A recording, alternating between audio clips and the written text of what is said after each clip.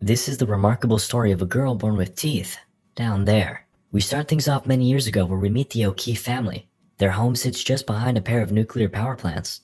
We got Daddy Bill, his wife Kim, and a pair of step siblings. The little boy, Brad, gets a case of curiosity and lets his hand wander. Huh, she bit him. We cut to many years later where we meet Dawn, the little girl all grown up. She gives a speech at a wholesome Christian conference on purity. You all have a gift, and you don't just give gifts to everybody. That's called a handout. Would you really give your gift away to a girl that looks like she just stepped out of a music video? Yes. Yes, indeed I would. While delivering her speech, Dawn locks eyes with... Wait, is that Joe Jonas? Never mind, it's Toby, one of God's bravest warriors. After the speech, Dawn chats with their friends about how cool abstinence is. Then, Toby pulls up, and they lock eyes once more. Stay strong, Toby. Stay strong.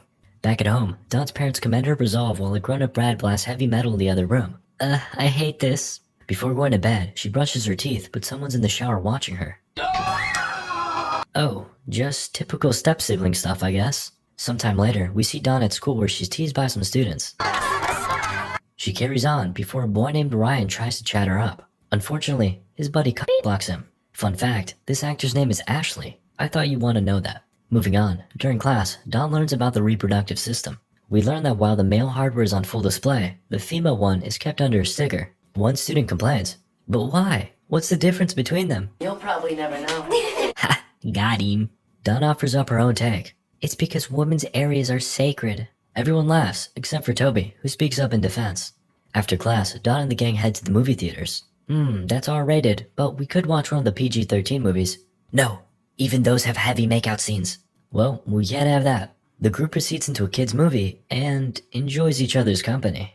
Toby eyes them up before turning his gaze to Dawn and awkwardly staring. Hey. Though, he fights the devil's temptation and remains a pure soldier of God. Then, we cut to Brad who's chilling with his girl Melanie. He inspects his finger, the same one that was bit as a child. What happened to it? I think she bit it.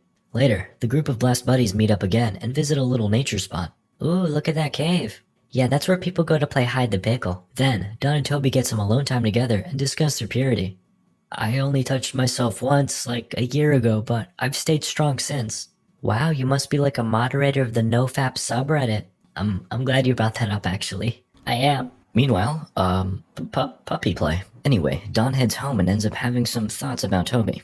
You know, like marriage. Though, the adventure is cut short by her guilty conscience. What is wrong with me? The next day at school, Dawn pulls up to class and doesn't pay Toby much mind. Later in the locker room, she calls him and shares her concerns. I don't think we can hang out anymore. It's not pure.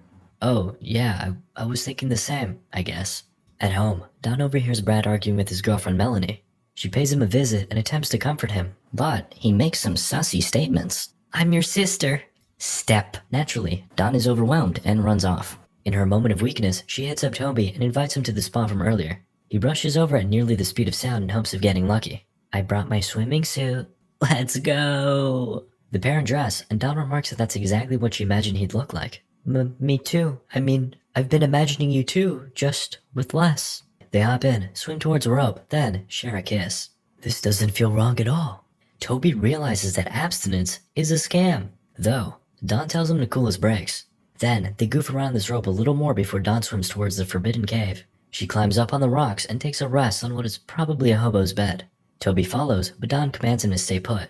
But I'm freezing. He joins her. He's fine. Look, just a part of him goes missing, metaphorically. Dawn sits in shock for a while, then bikes home. She has a purifying shower and afterwards lays in bed. She thinks about what could have been her husband as his screams repeat in her mind. In the morning, and in a fit of rage, Dawn tears away the marriage posters that adorn her wall. Afterwards, her friends drive her to another purity conference. Toby's gonna be there. Wait, you heard from Toby? Yeah, a few days ago. Oh. The conference starts, and Dawn isn't her usual self. Today, I'm gonna talk about... Purity, yes! Yes, I just said that.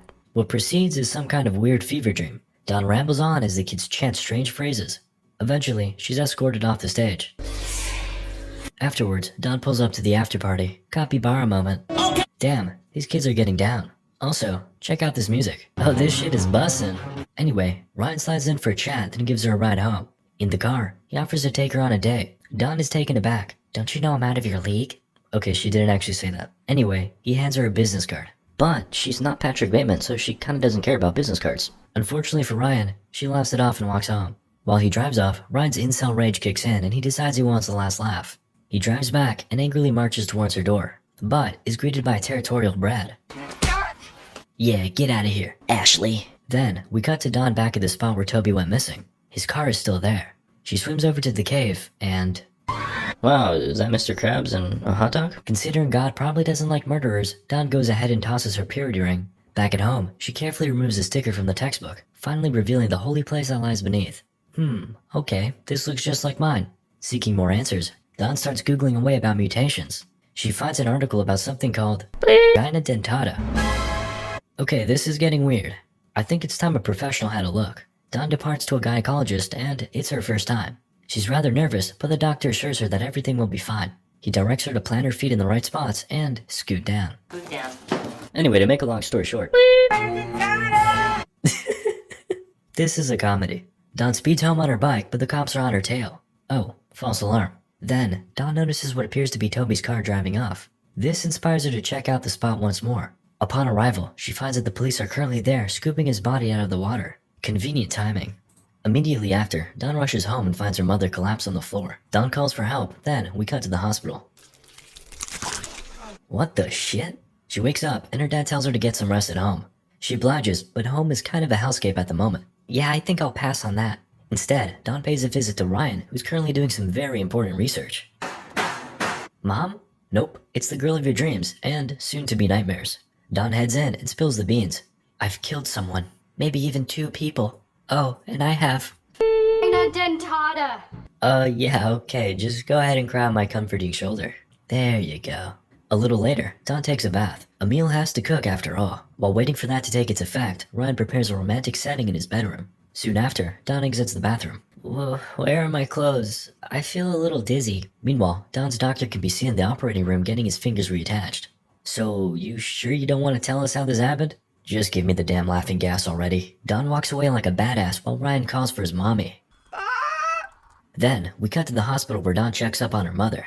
She's sleeping, and so are all her internal organs. Meanwhile at home, Daddy Bill chastises Brad for basically killing his wife. Hey, why'd you go and do that, son? Tensions escalate before Brad sets his dog loose on Bill. What the heck? Fortunately, Brad calls the dog off, then Bill and Melanie head to the hospital. Dawn lovingly embraces her father before Melanie speaks up. I'm so sorry. Brad said not to worry about your mom. He said she passes out and falls all the time. Not the best excuse, but I'll take it. Just kidding, rage overcomes Dawn and she heads back home to face the final boss.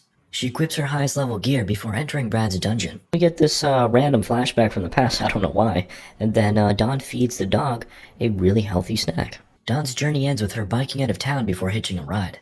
I'm sure the driver is a very nice, oh, he's old.